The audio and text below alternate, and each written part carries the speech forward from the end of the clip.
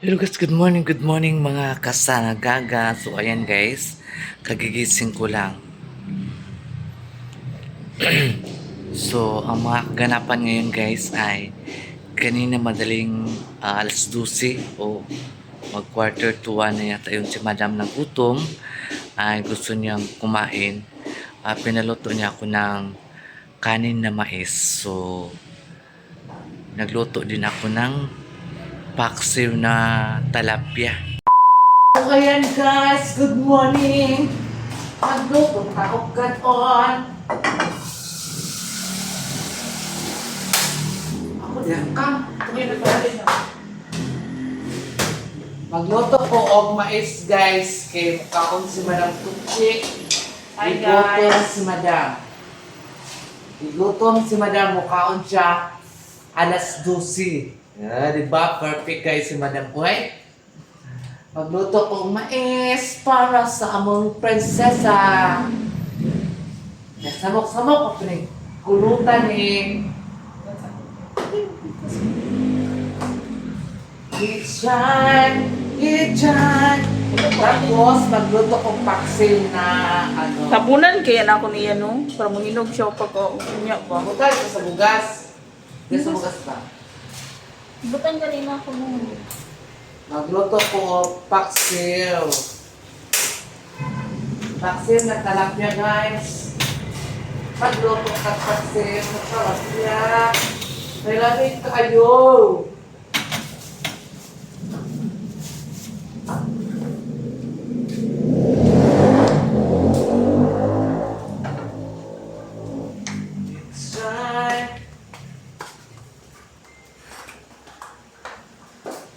Tayo na nagkita ko pa niya. Tayo na daw niya. Ha? Kapag mo nag-istoryahan ni galing. Yan ka mag-istoryahan ni mo sa academic one daw. Sa Ilocos. Mas ulang sa pukawa, kubi.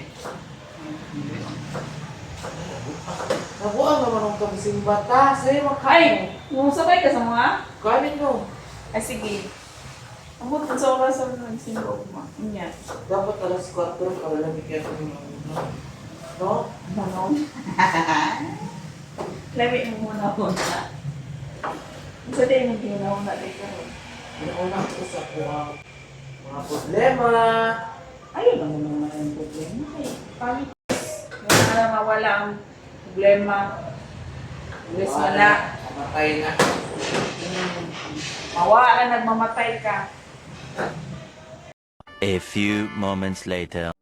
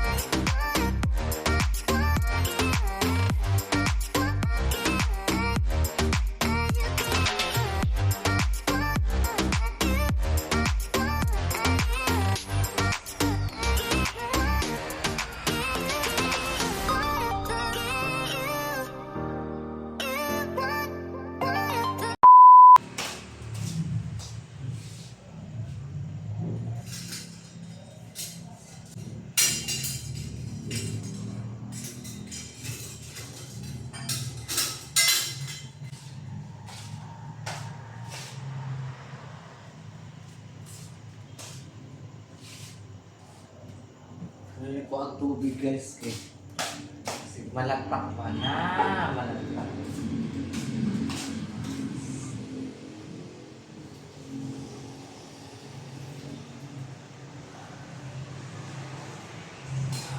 Ano guys, kayo na siya ang mais.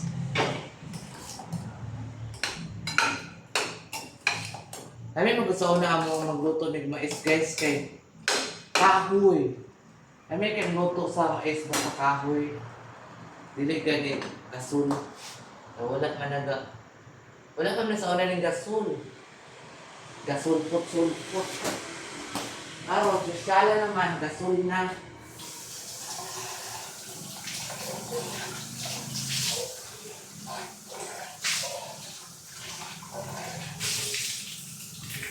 Sosyala naman guys, with gasol na ang mga tao. Sa una, wala may gasol.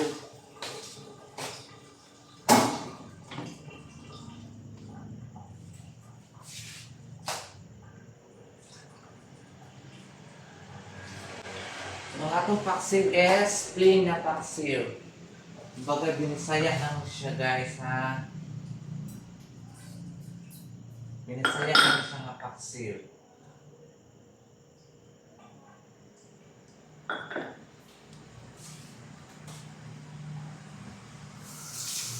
Diba ang suka?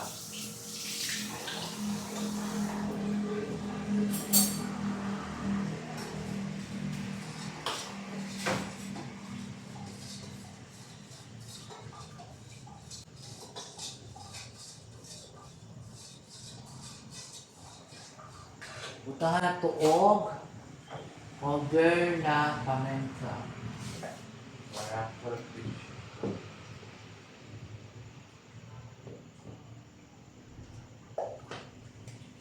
Para perfect ang ating paksiw.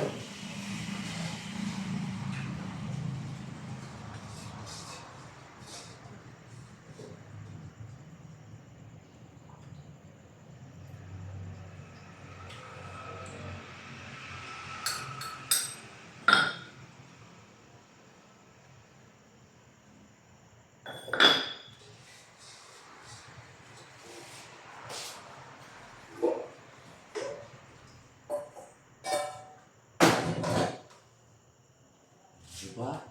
Ganyan lang siya guys. Atong paksiw, ganyan lang talaga.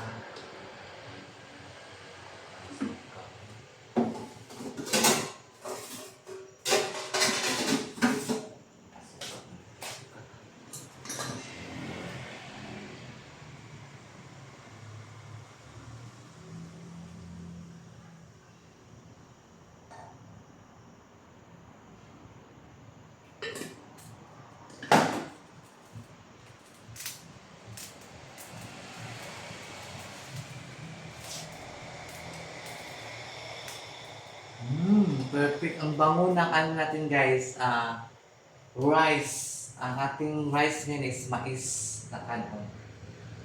Very mabango.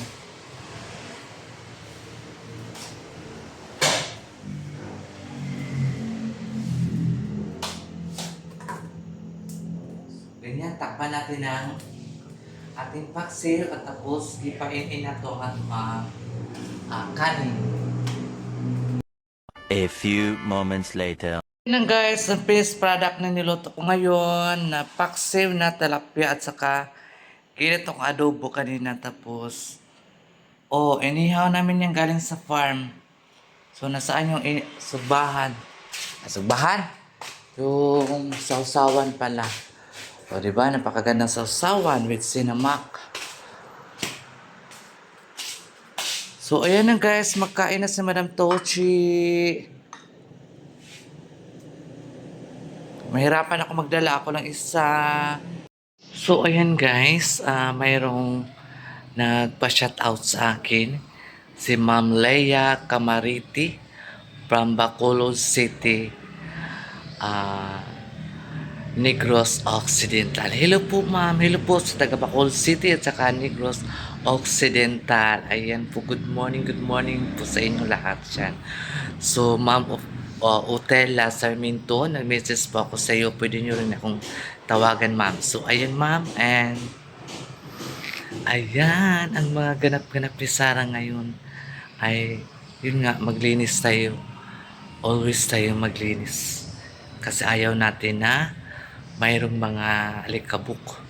Kasi yung amo namin ay allergy po sa mga alikabok. Kaya maglinis po tayo dahil po ito sa ating kalusugan para iwas tayo sa sakit. Uy, kaya hirap kaya magkasakit, guys.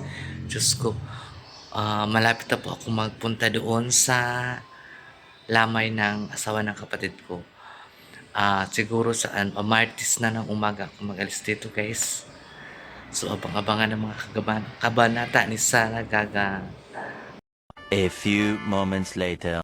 So, ayan mga kasaragaga, busy tayo dito sa magpuna sa ano ba kay maglakram kung ang tiil pag hindi mo tarungon o trapo ang tiles.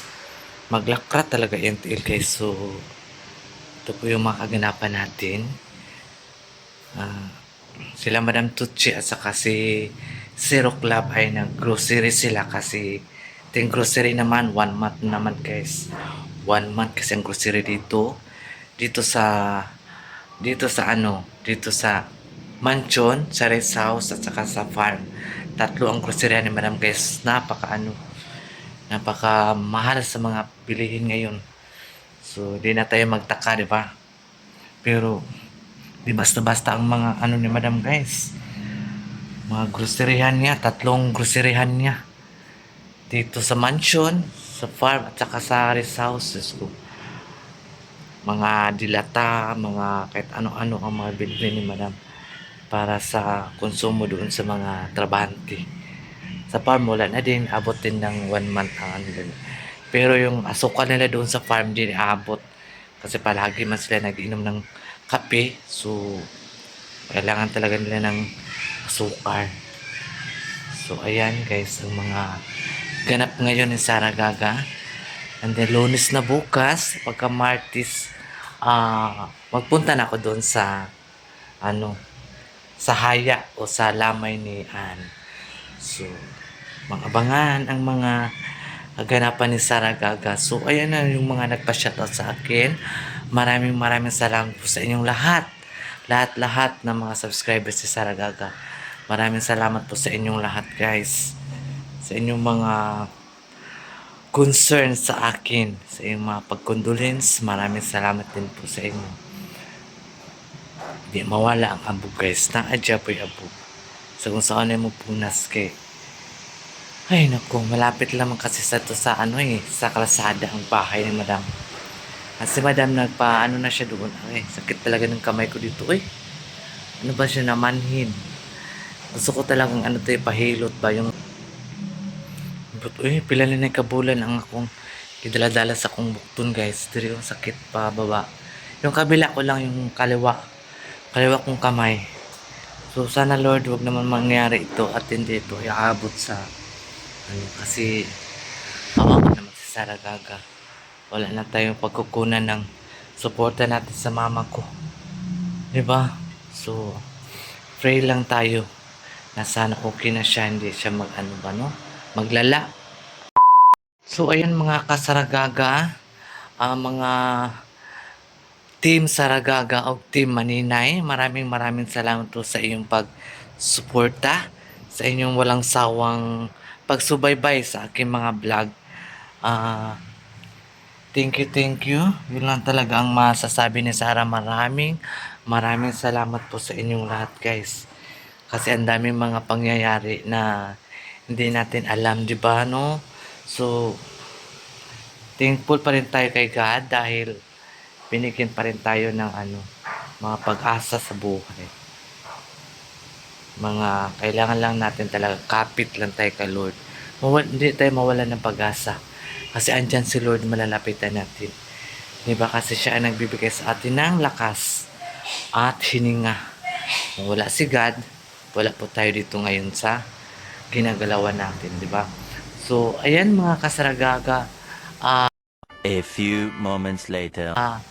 Naawa din ako kay Hello Kitty kasi mayroon nag-judge sa kanya na hindi daw niya tinulungan si Madam na may sakit.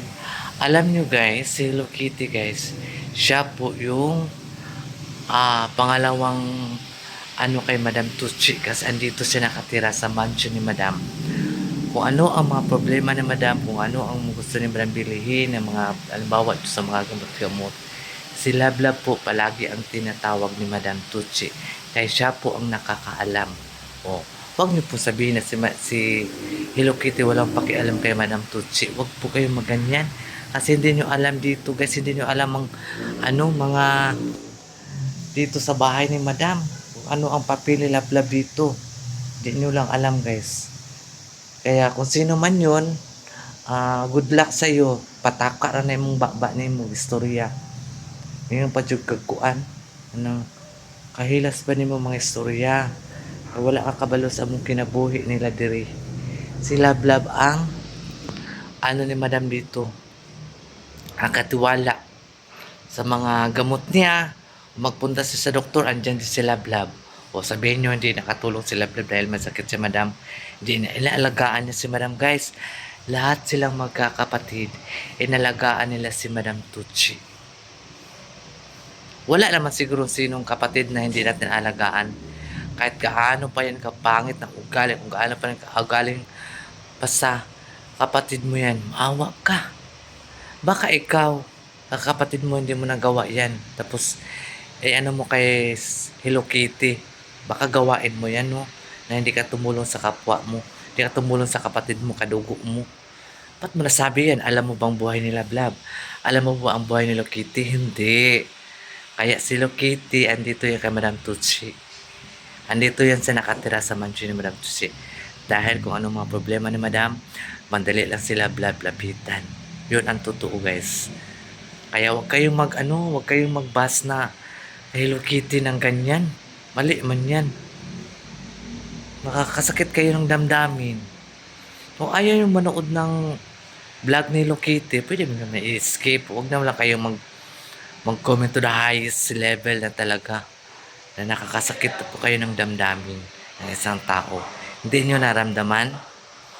Hindi nyo naramdaman dahil ugali nyo kasi yun, di ba? Ganun yun ang mga taong kung ano ang ugali nila, ipapasa nila sa iba. Ganun din yun. Hindi ganun si Lablab guys. Siyempre, andito ano ba yan? Siyempre, andito man kami. Si Lablab lang kasi guys. Si Lablab ay yung tagabili ng gamot. Si Lablab yung nagabili ng gamot ni Madam pang araw-araw. Yun. Kasi andito man si Saragaga. Nag-alaga din ako kay Madam Tucci. Nag-alaga ako kay Madam. Kami lahat dito, inalagaan namin si Madam.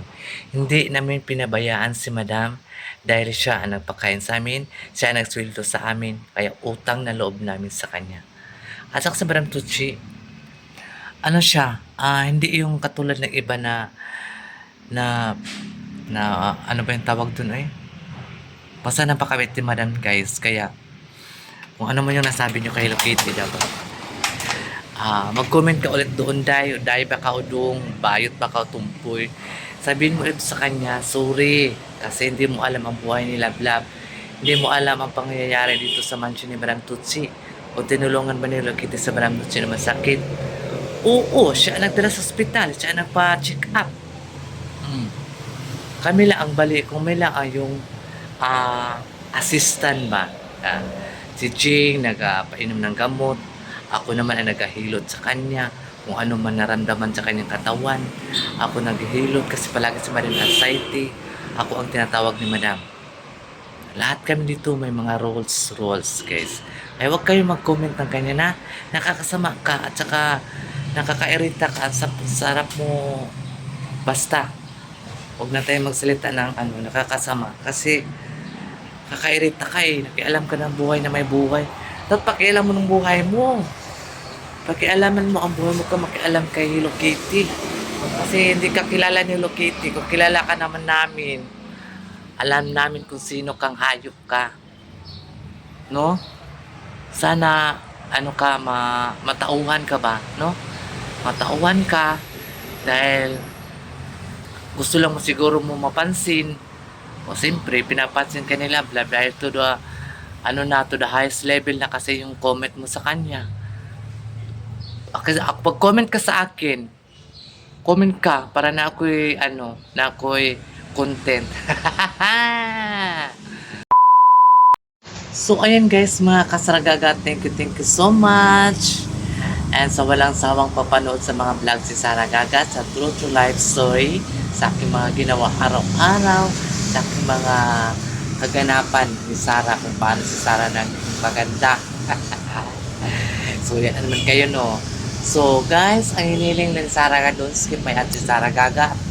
Paki-like and share kung di pa kayo update sa aking vlog. Please subscribe Sara Gaga Vlog. So ayan guys, ang mga ganap ngayon ay yun nga na ano ako ng pakain ng kay Madam Tucci dahil nagutom si Madam.